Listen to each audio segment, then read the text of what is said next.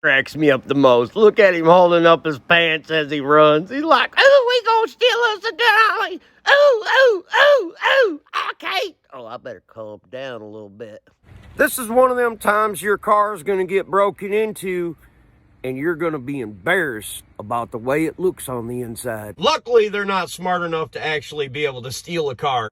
Damn, this dummy left his car unlocked. Ooh, we gonna steal us a Denali today, boy. We gonna get us some 20 twins. Ooh. Yeah, these idiots sat in my car for damn near 29 minutes trying to figure out how to steal it. What a bunch of morons. Looking up YouTube videos. Apparently, there's no YouTube videos that explain how to steal GMC Denali.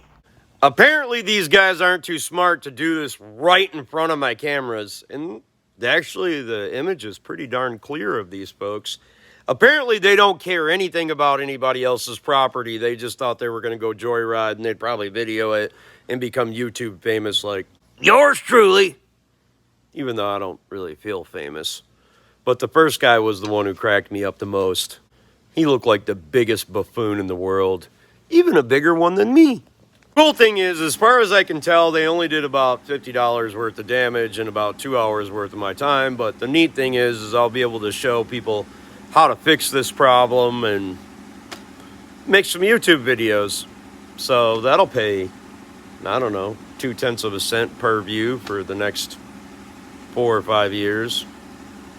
I won't get my money back really quick, but have a little bit of fun doing it. Remember, don't be the next to them, be the absolute first to you. And if anyone else can do it, you can do it too.